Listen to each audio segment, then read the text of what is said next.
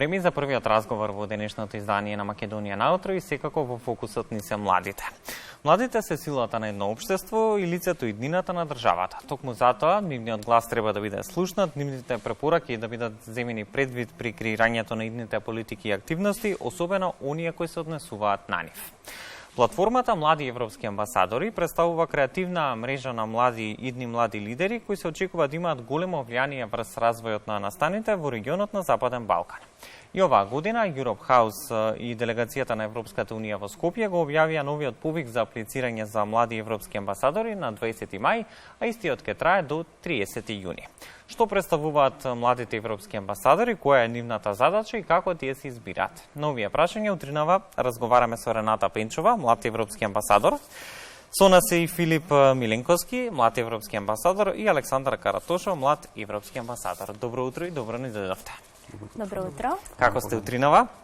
Отлично, благодариме. Свежа, млада енергија во студиото 3 на Македонската телевизија. Ајде за почеток на денешниот разговор да им представиме на нашите гледачи што всушност представува програмата Млади европски амбасадори.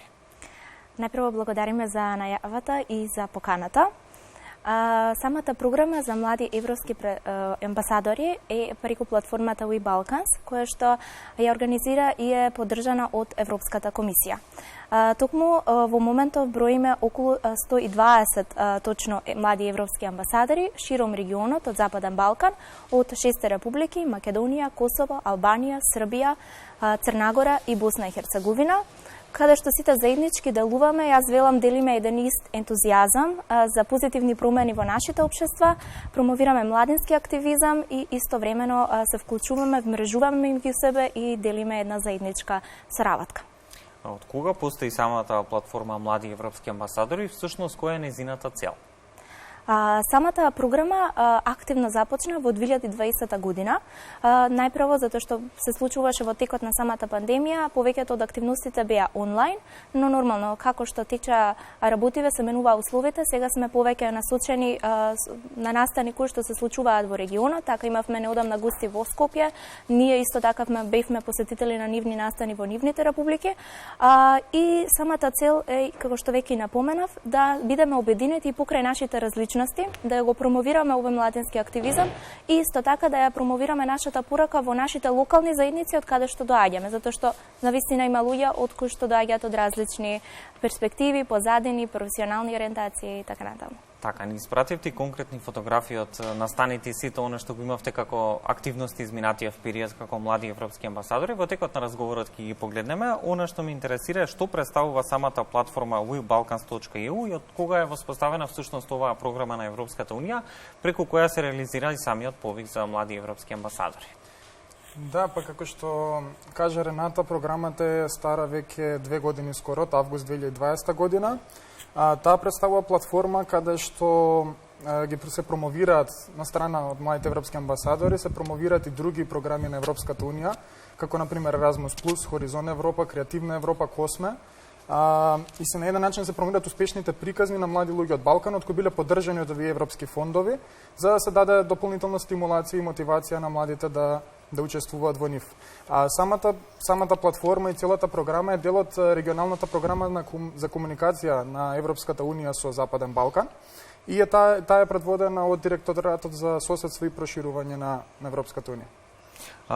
До сега беа реализирани неколку повици во рамки на самата програма. Колку повици конкретно беа реализирани во рамки на младите европски амбасадори? Да, до сега имало 2 повика, третиот е во тек. Јас сум дел од првата генерација, Филип и Рената ни се придружија во втората генерација, сега ги очекувате оние најновите од третата генерација. Кога веќе говориме за самиот повик за млади европски амбасадори, ајде една конкретна техничка информација за сите оние кои што не следат во моментов. Кој се може да се пријави за да биде млад европски амбасадор?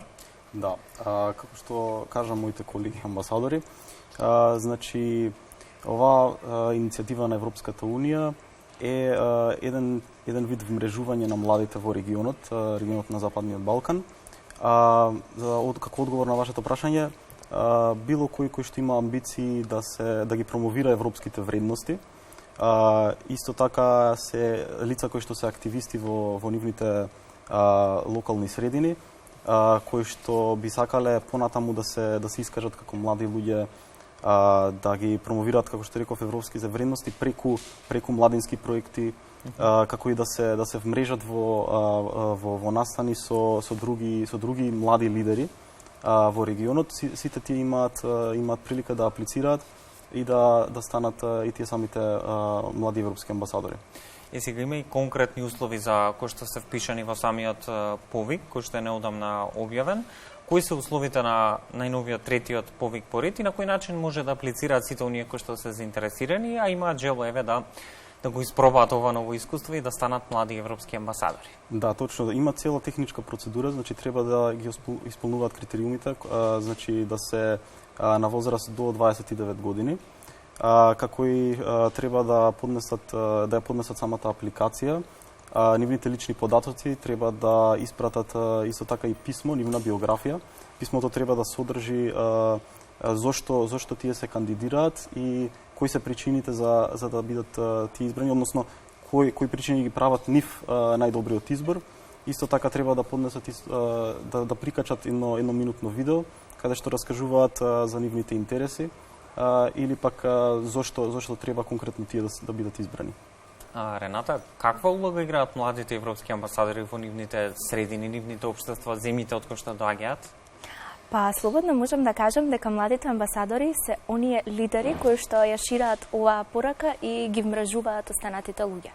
Главната улога е тоа што ние учествуваме на различни семинари, настани, конференции, каде што се овде нормално организирани преку Europe House во Скопје, Струмица, Крива Паланка, но исто така и од останатите други делегации од Европска унија, од останатите републики и истовремено на тој начин ја шириме пораката затоа што ги мотивираме младите да се вклучат во кој што оваа програма нуди многу повеќе од она што го гледаме, односно пред се јас би рекла една првенствена лична надоградба до усовршување на себе си, затоа што имаме можност да се вклучиме во повеќе области каде што се ние пренаоѓаме. Како на пример имаме култура и уметност, европски интеграции, потоа животна средина, исто така родова еднаквост, така да гледаме каде што самиот личност припаѓа, односно каде што се пронаоѓа првенствено да се насочи во таа област, така. Секој може да се пронајде.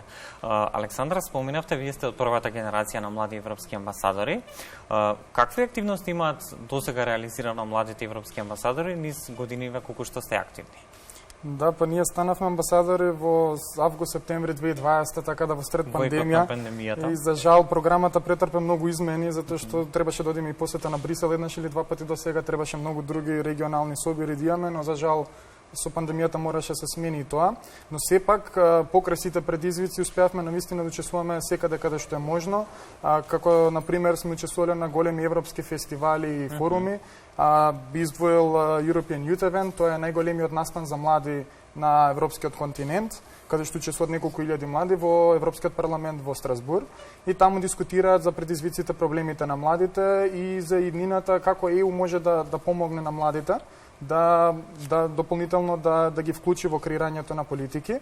Потоа имаше форум во Полска, каде што Филип зема учество, имаше посети во Брисел, учествувавме на Балкан Трафик, тоа е фестивал каде што има културна размена меѓу сите народи низ Европа. И имаше и посета за 9 мај, за Денот на Европа, средба на млади европски амбасадори со високи представници на Европската унија, каде што има можност да се запознати со комесарот за проширување и да разговараат за интеграцијата на Македонија во Европската унија.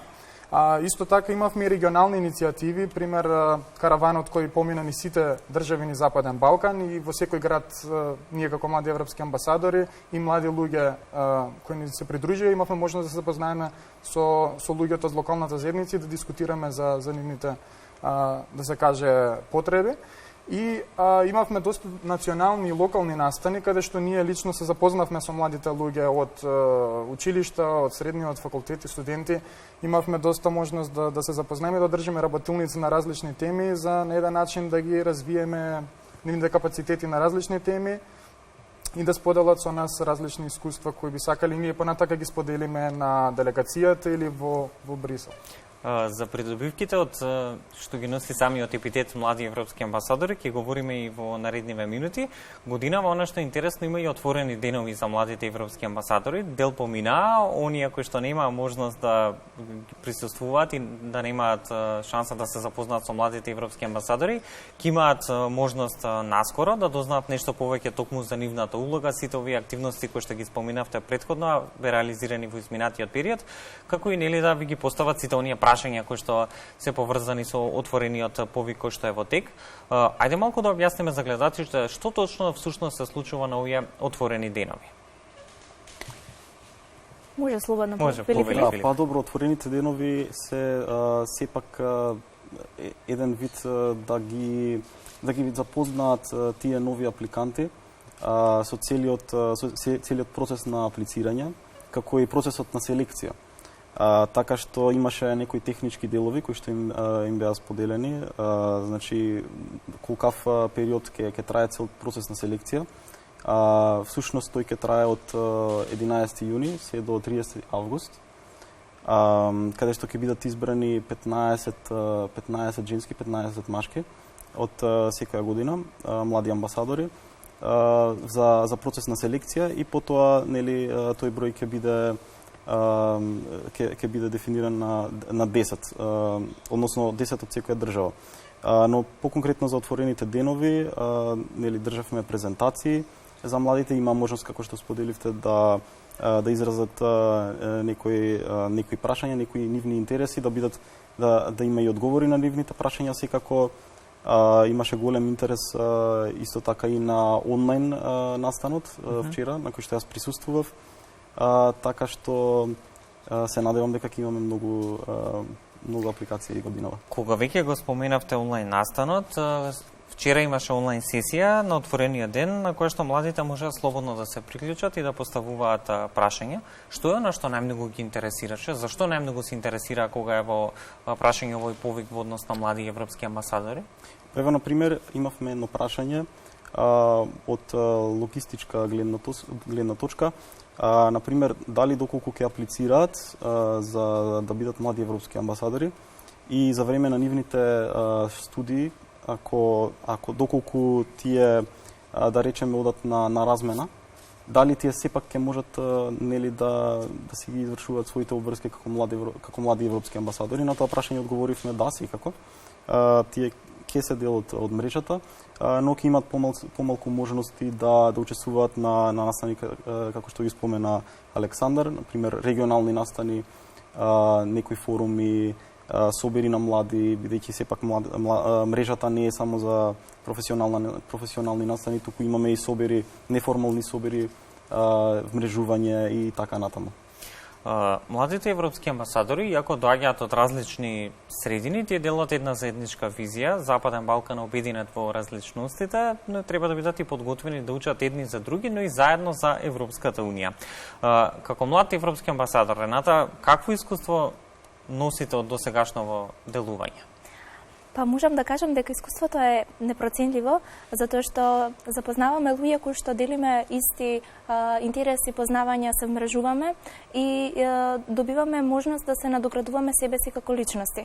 Јас сум од втората генерација, во однос со почетокот нели на оваа година бе вклучена онолку колку што можевме во оние настани каде што нормално беа од мојата област, и самиот почеток или мојата првенствена мотивација да се вклучам во самата програма е тоа што се пронајдов во истата, во самите настани, во тоа што негувам еден таков лидерски дух и сметам дека можам да придонесам, затоа што ние сме гласот на нашата генерација и сметам дека ние сите заедно треба да бидеме вклучени во она што се случува и доколку сакаме промени мораме да ги креираме, да ги поттикнеме и да започнат од нас.